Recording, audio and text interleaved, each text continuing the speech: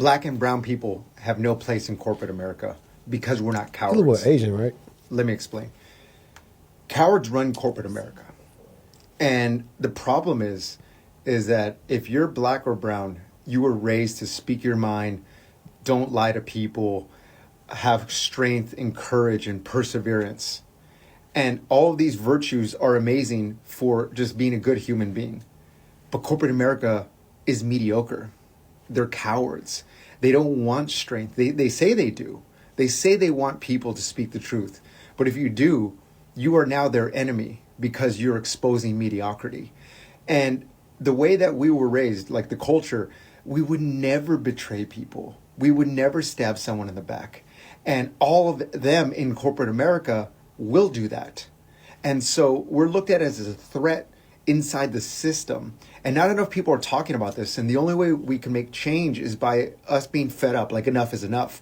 And for me, I had a 20-year career in financial services, and it was great for the first 80%, but the last 20%, I just wasn't going to conform to them. And I decided to leave and become an author, and I wrote a book on this called The Corporate Coward, available on Amazon.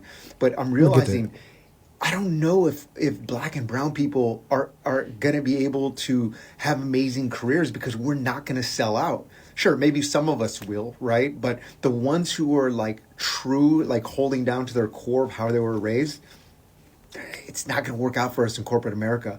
And I think we just need to talk about this more. Send this to somebody in corporate America that is from the culture that has just had enough, right? Enough roadblocks, enough drama. And again, I'm not throwing shade on people who are white that are not cowards, right? I'm just speaking higher up in the hierarchies of corporate America is filled with cowards, and it's just very hard for black and brown people to excel in that environment because we're not them, and we never will be. Okay. I don't like how we always give this rap that everybody that's black has a horrible experience in the corporate world, because it's not the case. Now, do we have a lot more things that we're facing? Yes, but is everybody that's black struggling, having a hard time, don't have good corporate experiences? No. I think so. I don't think that's what his angle was. I think he was focusing on the majority. So I think the majority is still a lot. Yeah, but I think it is if we had and you might can even ask Claude this. It might know the answer. If you was to ask Claude right now, hey, how many CISOs are of African American descent? If you was to ask that right now, let's see what percentage it give us. I can't even spell. And what he was getting at was the people who have to work for mediocre leadership. And we know that these people are mediocre. We work with these people who've been in places 20, 15 years, and they trash. And they purposely put you through a gauntlet or make your interview harder than it's supposed to be just not to hire you. Or they can nitpick any one little thing not to hire you, then the person that they hired is a person that's not better than you. Because if I go back, and you can watch it after this if you want to, but the one I did with Bryson, I was already reacting to it in the video saying, hey, I had already qualified him pretty much like, hey, people I know ain't no squirrels. They done did this, and this. And shortly after that, he had qualified himself what he was saying all his background was. So I was like, that's typical. It's like I do want to say, if I'm gonna be honest, I think since old boy been in office, I think stuff has been a little bit rougher when it's come to interviewing. And they're not really being way for protect candidates. Like I stated, why does one no got to mean no for everybody? How do you know that person wasn't biased or was on some BS? It's why I said companies love to use them little bots when it comes to recording your interviews and getting feedback. Hey, let's figure out how we update the bot so we can make sure the bots is checking how you look on camera and see if you're not being discriminating against people. Let's see your face and look what you like. If you turn your camera off, why you turned your camera off? Like all those different things it plays into. Or, like he said, if you speak your mind, which there's a tactful way to do it, but you probably will get labeled to be a troublemaker, hard to work with. I reacted to a video of the young lady stating how she just got fired from a law firm job, and they were trying to say she was difficult to work with. But really, she was just holding the people accountable because they kept on trying to put stuff on her that wasn't her fault.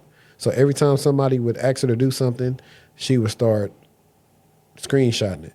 or when they would try to call her on Teams or something, she would record it because people was trying to make it like she was the one dropping the ball to the point where they let her go, and she had so much documentation to where she actually said she used ChatGPT for the strategy and she got a payout. But I think that's what he was referring to because he said he had a decent career in corporate and finance for a while as well. So I don't think he was talking about the people who are being successful. I think he was just talking about how in the basis, and we also talking about like think about there are certain orgs that are better to work at versus most orgs when it comes to actual diverse. Like if I could just take it off of being black, like we just talk about like diverse teams and leadership. Like it's rare to see. Like you're gonna. It says 6.8% of CISOs identified as Black or African American. Exactly. Now somebody is gonna say, "Well, it's not that many people that went to school for this," and I'm gonna say, "BS." I'm also on all them leaders. If they did hire somebody that's black, I bet they more qualified than the person that's running it. And so that's my thing. I was like, I found it's okay to do the IC stuff, but I found out when you really want to probably try to make changes org-wise, culture-wise, it's so hard when you ain't got the complexion for the protection. I found that out for myself, firsthand knowledge. And that is a sucky part of just doing it. And it's not no woe is me thing. It's just literally calling it like how you see it. Because everybody will say, oh, woe is me, or you crying. Nobody crying. You just kind of, when you know what it is, you just you accept it and say it is what it is and go on about your day. And you try to start strategizing how you're going to move a different way that you know that what you thought you would have been able to do 10 years ago, you know that now. that's not going to be your thing. So that's when you say, okay, I'm going to pivot. I need to build out my network, and I need to figure out how I can start working for myself and leverage this based on what they doing, all this other stuff, and why you don't get a shot. Because it definitely, I did interviews before with people, whether it's been, especially it used to kill me sometimes when it would be like white women. I'm just keeping it being.